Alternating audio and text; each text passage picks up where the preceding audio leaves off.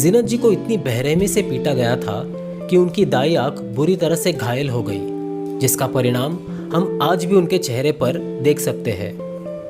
संजय खान पहले से शादीशुदा है, ये जानने के बावजूद जीनत जी उन्हें चाहती थी।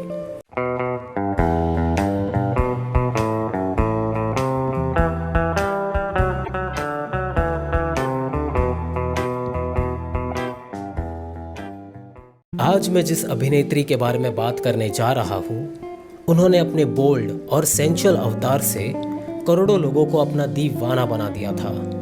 न जाने उन्होंने कितने औरतों को उनसे ईर्ष्या करने पर मजबूर कर दिया होगा। कई सारे मर्द उन्हें चाहते थे और कई औरतें उनकी तरह बनना चाहते थे, मगर जो बात इस अदाकारा में थी वो किसी और में नहीं थी। मैं बात कर रहा हूँ मलिकाए हुस्न जीनत अमान जी के बारे में। जीनत अमान जी का जन्म हुआ था 19 नवंबर 1951 को बॉम्बे में। उनके पिता का नाम था अमानुल्लाह खान और माँ का नाम वर्धिनी। अमानुल्लाह खान साहब एक जाने माने उर्दू के राइटर थे। फिल्म मुगले आजम के 4 डायलॉग राइटर्स में से वे एक थे। जीनत जी के शुरुआती कुछ साल बॉम्बे में ही गुजरे, फिर उन्हें पंचगनी के एक बोर्डिंग स्कूल में भेज दिया गया। इसी बीच उनके माता पिता का तलाक हुआ। जीनत जी जब 12-13 साल की थी तब उनके पिता का इंतकाल हो गया। उनकी मां ने दूसरी शादी की एक जर्मन से। जीनत जी ने अपने कॉलेज की पढ़ाई बॉम्बे के सेंट जेवियर्स कॉलेज से की और फिर आगे की पढ़ाई उन्होंने लॉस एंजलिस में पूरी की। इंडिया वापस आने के बाद वे एक फैशन मैगजीन के लिए जर्नलिस्ट का काम करने लगी और फिर उन्होंने मॉडलिंग करना शुरू किया। उन्होंने फेमिना मिस इंडिया पैजेंट में हिस्सा लिया और सेकंड रनर अप घोषित की गई। इसके बाद उन्होंने miss Asia Pacific international pageant में हिस्सा लिया और इस कंपटीशन को वो जीत गई। वो पहली इंडियन बनी जिन्होंने मिस एशिया पैसिफिक इंटरनेशनल का टाइटल जीता। ब्यूटी कॉम्पिटिशन्स जीतने के बाद जीनत जी ने फिल्मों की तरफ रुख किया। जीनत जी की पहली हिंदी फिल्म थी हलचल, जो 1971 में रिलीज हुई। इसे डायरेक्ट किया था ओपी रलहन जी ने। ये फिल्म मगर बॉक्स ऑफिस पर चल नहीं पाई।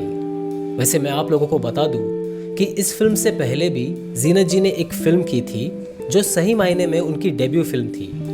ये एक अंग्रेजी फिल्म थी जिसका नाम था द ईवल विद इन, जो 1970 में रिलीज हुई थी।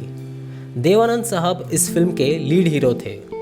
यानी फिल्म हरे रामा हरे कृष्णा से पहले ही देव साहब और जीनत जी एक साथ बड़े पर्दे पर नजर आए। बहरहाल हरे रामा हरे कृष्णा जीनत जी की पहली हिट फिल्म थी। इस फिल्म ने जीनत जी को एक ओवरनाइट स्टार बना दिया।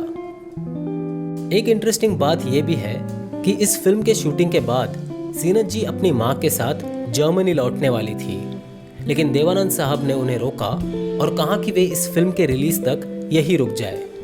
उनका मानना था कि अगर फिल्म को अच्छा रिस्पॉन्स मिलता है तो जीनत जी को आगे और भी फिल्मों के ऑफर्स आ सकते हैं। फिल्म कामयाब हुई और जीनत जी के काम को पसंद किया गया। फिर उन्होंने यही इंडिया में रुककर एक्टिंग को परस्यू करने का फैसला किया। हरे रामा हरे कृष्णा फिल्म के लिए जीनत जी को बेस्ट सपोर्टिंग एक्टर का फिल्म फेयर अवार्ड भी मिला। इसके बाद जीनत जी को कई फिल्मों के ऑफर्स आने लगे।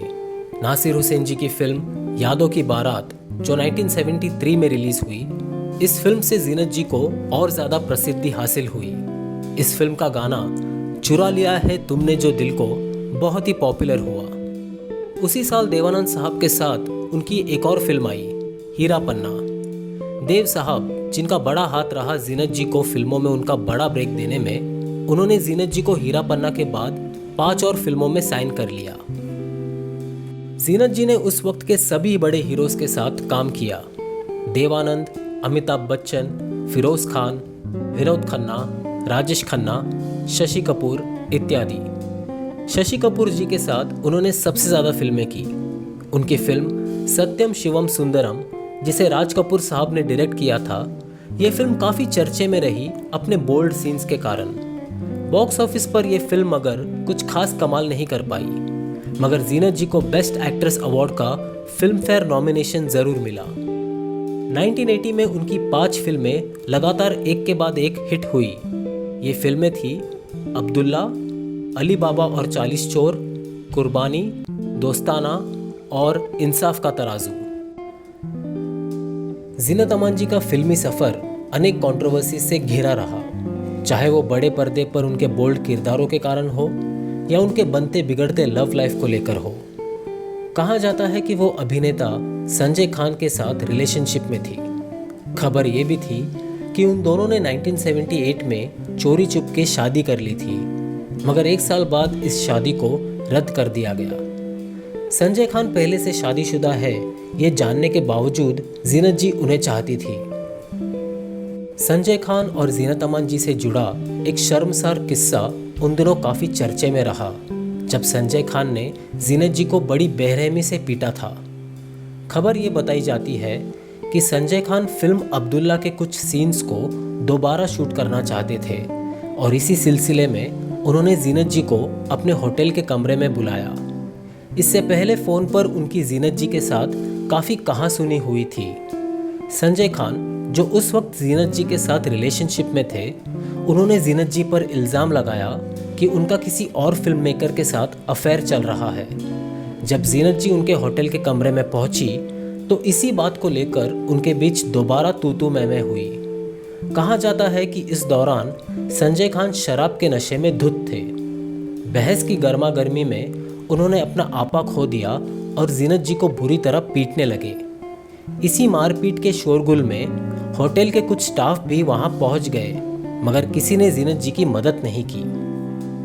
खबर ये भी थी कि संजय खान की पत्नी जरीन खान भी उस वक्त मौकाए वारदात पर मौजूद थी। इतना ही नहीं, कहा जाता है कि वो संजय खान को जीनत जी को और ज़्यादा पीटने के लिए उकसा रही थी।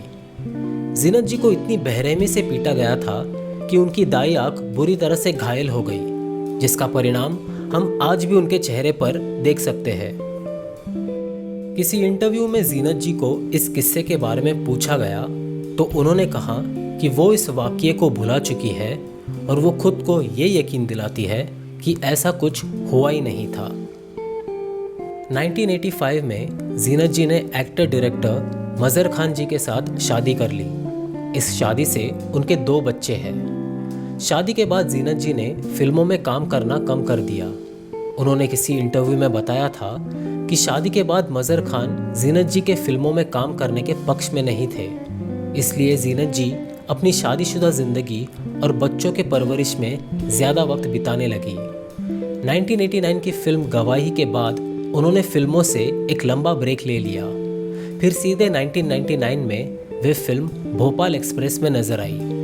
उसके बाद उन्होंने कुछ गिने चुने फिल्में ही की, जिनमें से ज़्यादातर लो बजट फिल्में ही थी। 2019 की फिल्म पानीपत में वे आखिरी बार नजर आई। जीनत जी पर फिल्माए गए मेरे कुछ फेवरेट गाने हैं जो मैं आप लोगों के साथ शेयर करना चाहता हूँ, और वो गाने हैं आप जैसा कोई मेरी ज़िंदगी में आए, चुरा लिया है तुमने जो दिल को, लैला ओ लैला, एक अजनबी हसीना से, भीगी भीगी रातों में, क्या देखते हो, ऐसे ना मुझे तुम देखो, दम मारो दम, हम दोनों 2 प्रेमी, 2 लफ्ज़ों की है दिल की कहानी। आप लोग भी मुझे जीनत अमान जी पर फिल्माए गए आपके फेवरेट गाने नीचे कमेंट सेक्शन में बता सकते हैं। जीनत अमान जी will always be remembered as the hot and sensuous leading lady of the 70s and early 80s. उन्होंने ट्रेडिशनल नॉर्म से अलग जाकर हिंदी फिल्मों के हीरोइन के इमेज को पूरी तरह से बदल कर रख दिया। नए जनरेशन की हीरोइंस के लिए वे एक आइकॉन बन गई। अपने निजी जीवन के उतार चढ़ाव को भी उन्होंने साहसपूर्वक संभाला और मुस्कुराते हुए वे जिंदगी में आगे बढ़ी। इस खूबसूरत और बेहतरीन अदाकारा को भारतीय फिल्म जगत में सदियों तक याद रखा जाएगा। मेरी यही दुआ है कि उनके आगे का जीवन सुख और खुशियों से भरा रहे। Ladies and gentleman, presenting Zeenat Aman.